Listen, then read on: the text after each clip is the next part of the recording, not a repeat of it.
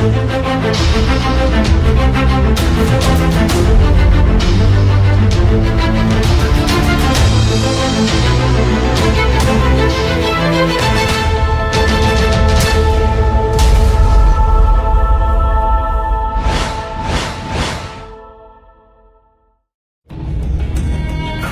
আৰু জুবিন গাৰ্গৰ মাজত সম্পৰ্ক কি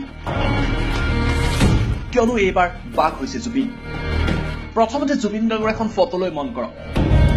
এই ফটোখনত আধা অংশক দেখিবলৈ পোৱা গৈছে বাঘৰ ৰূপত আৰু আধা অংশ দেখিবলৈ পোৱা গৈছে জুবিনৰ ৰূপত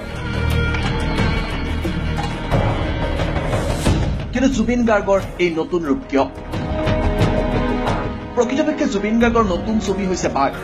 আৰু বাঘক লৈ ইতিমধ্যে ব্যস্ত হৈ পৰিছে জুবিন গাৰ্গ অহা বছৰৰ পৰা বাঘৰ কাম আৰম্ভ কৰিব জুবিনে আৰু সেইবাবেই জুবিন গাৰ্গৰ এই বিশেষ ফটো এখন নতুন স্ক্ৰিপ্টৰ ওপৰত মই চিন্তা কৰি আছো বাঘ বুলি সেইখন অহা বছৰ ষ্টাৰ্ট কৰিম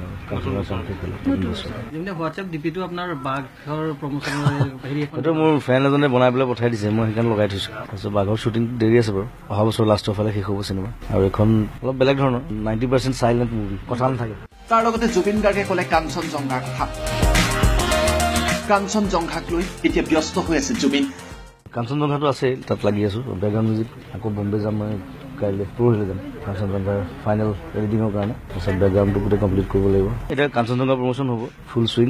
এইদৰে জনপ্ৰিয় শিল্পীগৰাকীক এতিয়া ব্যস্ত হৈ আছে এখনৰ পাছত আনখনকৈ ছবি নিৰ্মাণক লৈ আৰু সকলোৱে আশা কৰিছে জুবিন গাৰ্গৰ কাঞ্চনজংঘাই পুনৰবাৰ অভিলেখৰ সৃষ্টি কৰিব